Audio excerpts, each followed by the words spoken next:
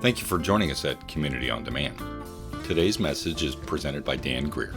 Dan holds a doctorate from Grace School of Theology and is the senior pastor here at Community Church. This message was recorded during a live Sunday morning service at Community. Let's listen in as Dan begins.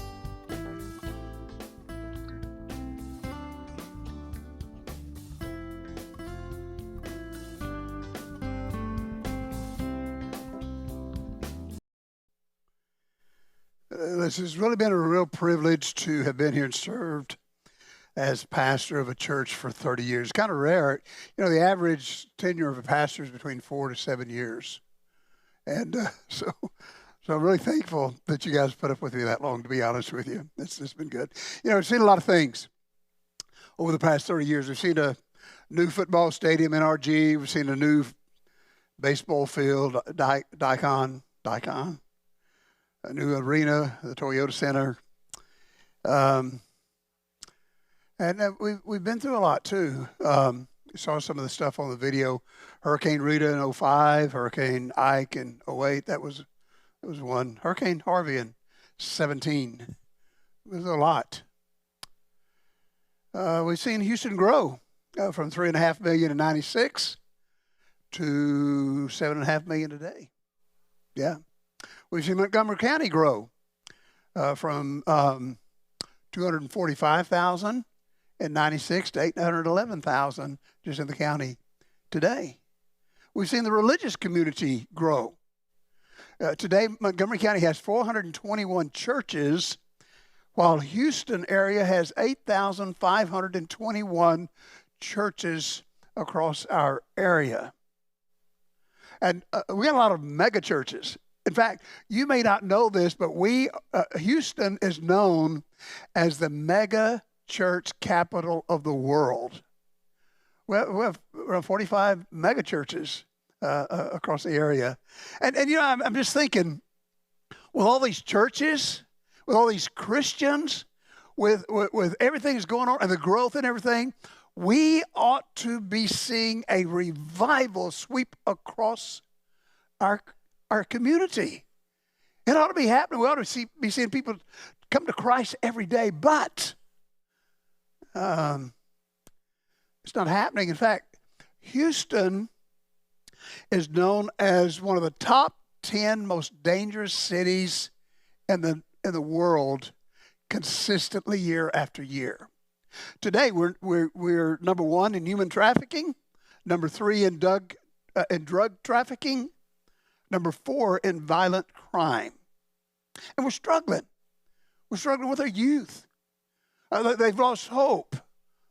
There's depression. There's a mental health crisis that's going on right here in this town where kids are just giving up. And a lot of unhappiness just around our region. I love our area. I love our church. I think really we've got some of the greatest people in the world right here at Community. But I sometimes, I'm going to be honest, I sometimes feel like we're losing ground. You ever feel like that? I mean, like 1 step forward, 2 steps back. Sometimes I think that we're losing ground here in the country when we're making so much progress overseas. Do you realize that we've seen tens of thousands of people come to know Christ out of missionaries out of this church? Look at Pakistan, 300,000 people. Look at the Philippines. Look at all the things that we've been involved in, the Ukraine, Mexico, India. But it feels like we're losing ground here. Do you feel that way, or am I just imagining? I feel like something's missing, don't you? Don't you wish that we could see revival in our youth? Don't you wish we could see young people coming not only to know Christ, but getting that fire deep down inside them where they want to go into ministry and bring the gospel to the world? Wouldn't it be great? Wouldn't it be great to see unity instead of division in our country? Wouldn't it be great seeing young couples and families draw together? Wouldn't it be good to see some of our government officials strive for righteousness rather than selfishness. Wouldn't that be a good one? Oh, my goodness. Where am I going here? It's an influence from Dr. Gibbs here, man. She just fired me up, you know. It'd be good to see revival break out, to get people to begin to spread love, joy, peace, and happiness across Houston instead of selfishness and hatred and bigotry and all the things that come with it.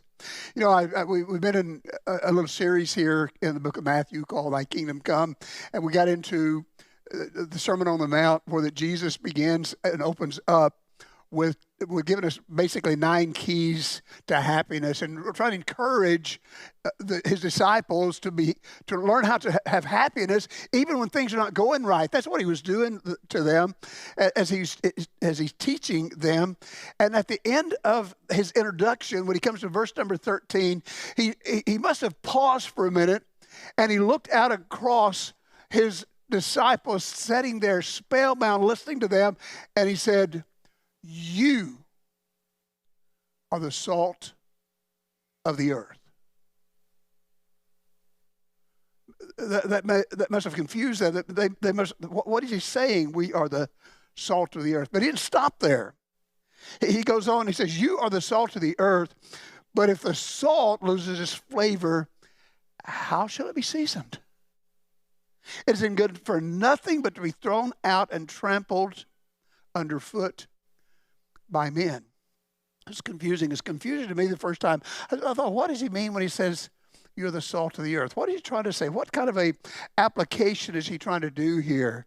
How are we salt? What does he mean? So before trying to go in and really exegete what Jesus was saying when he said you are the salt of the earth, let's just go and look and see some of the components of salt. See what salt does. If it says you're salt, I need to, what do you mean? So let's go to 3 or 4 things that salt does. Number one, salt can produce thirst. I remember the Old Testament Psalm 42, it says, it kind of talks about thirsting after God. It said, as a deer pants for the water brook, so pants my soul for you, O God, for the living God. Do you realize that this particular psalm is a distress call from someone who is far away from God? You wouldn't think it, but it is. In fact, this particular person who's far away from God is not an unbeliever. He's a believer, and he or she has lost, their joy, and it's in trouble. And really what this psalm is it's sending out an SOS. I thirst for God.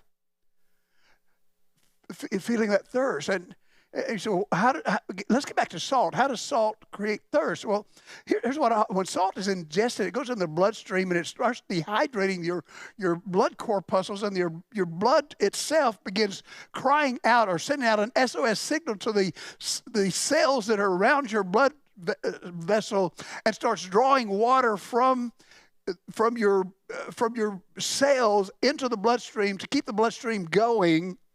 And when that happens, then the shrinking cells in your body start sending out an SOS to your hypothalamus gland up in your brain, which is your regulatory system that balances the body. And that gland starts sending out an SOS signal to our entire body, telling us we're in trouble, creating thirst, telling our body, consume water.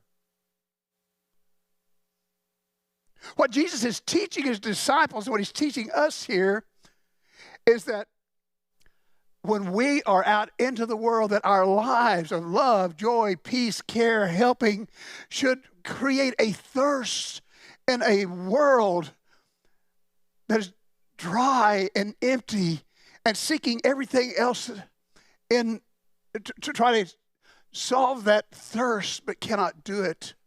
Let them understand that what their thirst is, that they're thirsting after God. Create that as they're sending that SOS. So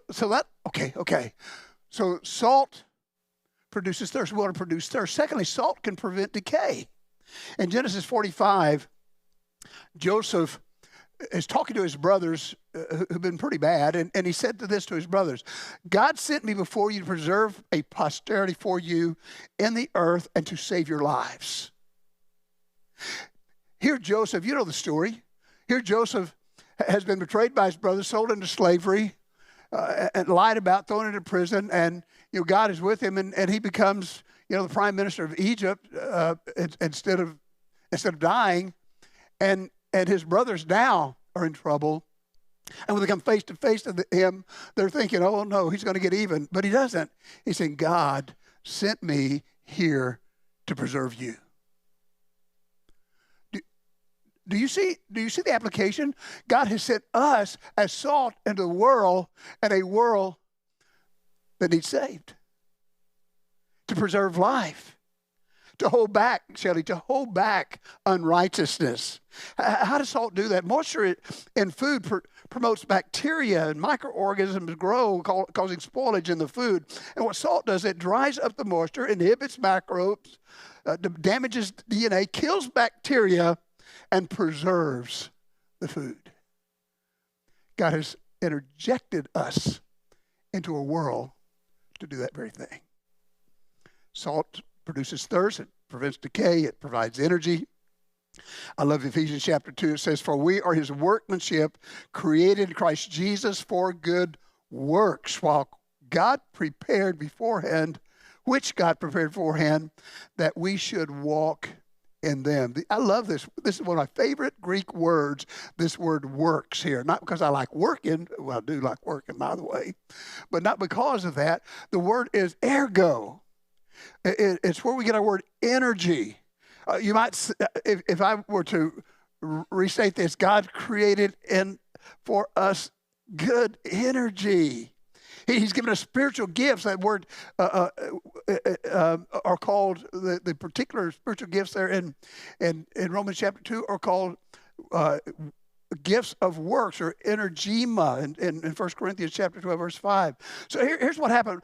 Salt produces electrolytes through the process called dissociation, where positively charged sodium ions separate from negatively charged chloride ions, and this conducts and produces electricity and jolts us and keeps us alive and keeps us moving and motivates us. That's what salt does inside us. And he's saying, you are salt that is interjected into the world to create energy and excitement and life. Salt. So salt produces thirst and prevents decay, provides energy, and it promotes flavor. Paul says in Colossians 4:6, let your speech always be with grace, seasoned with salt, that you may know how you ought to answer each one. What salt does to promote flavor, it promotes it by being a tasting agent amplifier. It suppresses bitterness, it enhances sweetness, releases aroma compounds. It chemically releases volatile aromatics and savory flavors. So when Jesus looked at his disciples and said, you are the salt of the earth, he is saying, you are like salt. You are like salt that produces thirst, prevents decay, preserves lives, promotes energy, and promotes flavor. Do you realize that he's speaking to each one of us? We have purpose. That's why he's left us here. Otherwise, he just ought to save us and take us to heaven. But he's put us here to be the salt of the earth. So he's saying, you are the salt of the earth.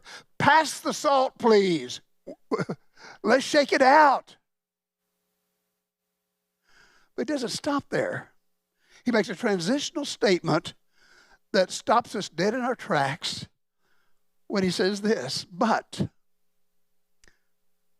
if the salt loses its flavor, how shall it be seasoned? It is then good for nothing but to be thrown out and trampled underfoot by men. As Jesus is making this statement, his disciples have been thinking about salt around the Dead Sea, I'm sure, because there was a lot of salt around the Dead Sea. It's very plentiful, but the salt around the Dead Sea is really inedible. It's bitter, it's toxic. And the land around it can't sustain life. The sea itself can't sustain life. That's why it's called the Dead Sea. And so salt can be useless and hurtful and toxic if it loses its flavor. So my question is, if I'm salt and if God wants me to put me on earth to do these things, I don't want to lose my flavor. I don't want to become useless. I don't want to be thrown under feet. So what would make me lose my flavor? Let me suggest a few things. Number one, salt loses its flavor by becoming contaminated. Salt in and around the Dead Sea was inedible because it was contaminated by magnesium, bromide, arsenic, lead, and chromium. And it remains inedible unless it goes through an extensive purification process, and then it can be brought back to be edible. Over in Ephesians, Paul says, let all bitterness, wrath, anger, clamor, and evil speaking be put away from you with all malice. If we as believers, if we as salt allow these kinds of things to come into our life, it will cause us to be toxic and bitter and unable to do the things that we need to do. So the application is obvious here. As salt, we can become toxic. We can let this toxicity get into our minds. Like we can let things like resentment and malice and hatred and jealousy and envy and greed and vengeance get into us and cause us to be bitterly toxic and utterly useless.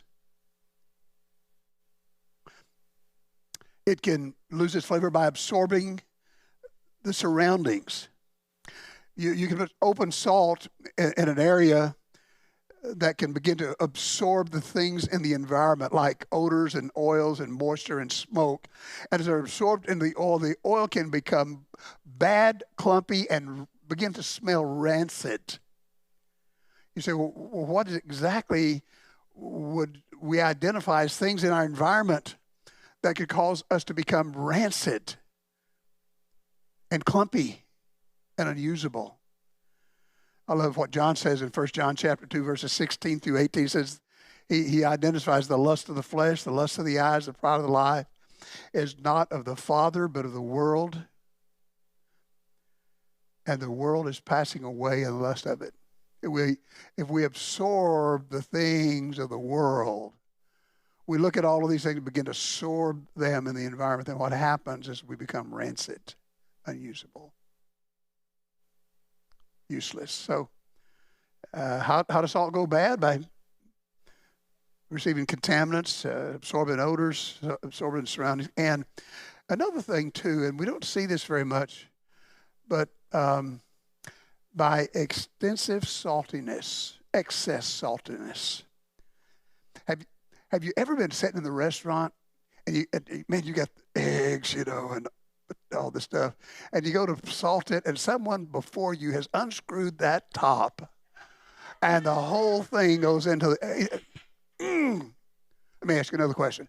Have you ever sat there in the restaurant and thought, I'm going to do that and unscrew the top for the next person? It ruins the food. No, I wouldn't do that. It ruins it. Do you get what we're saying here?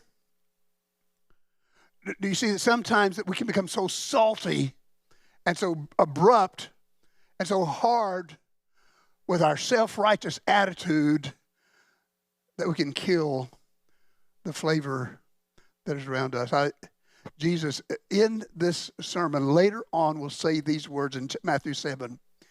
Why do you look at the speck in your brother's eye, but do not consider the plank in your own eye? Or how can you say to your brother, let me remove the speck from your eye, and look, a plank is in your own eye? Just throwing salt in their eyes. You think it does any good? Let me tell you my salt story and then I'm done, okay? You'll like this, Marty. You'll really like this. What we're talking about is coming on too strong or misusing what God has given us, pushing. Instead of loving people with the Bible, beating them with the Bible. You know what I'm talking about? As a teenager, I worked at a grocery store, and I'd gotten saved around 15 years old. And it really changed my attitude. I became a better employee and things there at the store. And so I got a promotion and a raise and became like as a teenager, as like a 17-year-old, 18-year-old teenager, I became the what they call the third man or the grocery manager of the grocery store. I mean, I was over the stocking. I was over all of the guys that are the little other teenagers that were working in there, and so I had some influence. And my pastor's son, Frankie, if you remember Frankie there, he needed a job. He's just becoming of age, and so I talked to my store manager, and he said, "Sure, let him come and give an application. We'll hire him." And so he came, and we worked together at the grocery store, and we're back in the back stocking. And what we would do is that we'd cut open those boxes, with the razors there, and we would stock the stuff. And he was inexperienced, and I was trying to train him, and he's back there with his box cutter and his razor, and he had his hand like right here, and it was just hanging.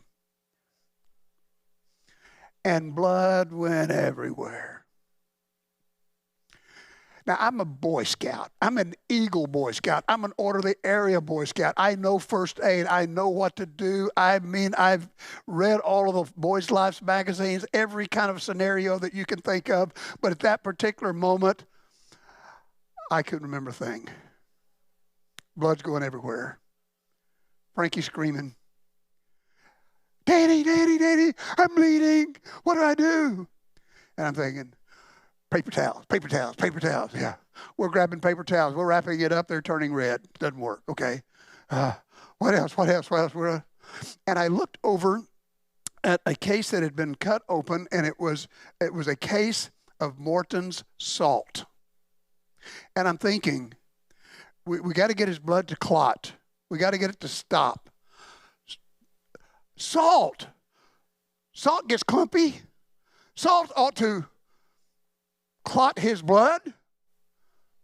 I grabbed me a box of Morton salt. I ripped the top off of it. I ran over to Frankie. I said, "Here, Frankie, this will stop the bleeding. Stick your finger in it."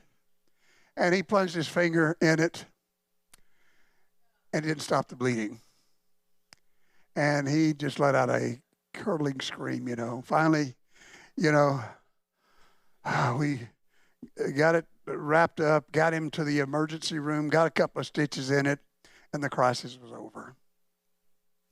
Many, many years later, as young men, now we're in our 20s, and we're supposed to be the examples of the young guys there in church and all, and we're out driving around one day, and we're just trading stories about the old days when we were teenagers. And we're laughing at all the silly things we did. And I started laughing. I said, "Frankie," I said, "Don't you? I remember in the stockroom that day when you cut your finger." And we were all, and I just, and it got silent. And he looked at me, looked just at my eyes, and he said, "Yes, and I'm still bitter over it."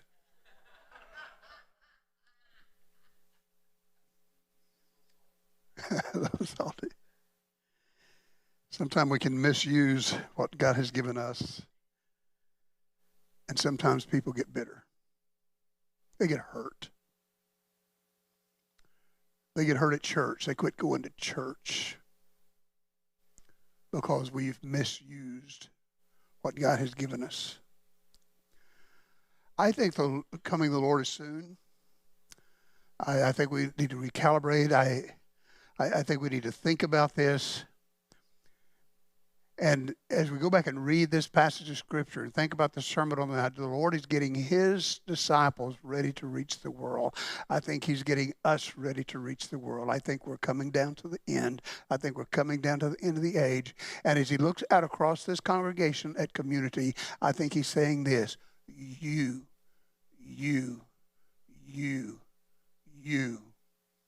are the salt of the earth. don't lose your flavor. We've got a lot to do.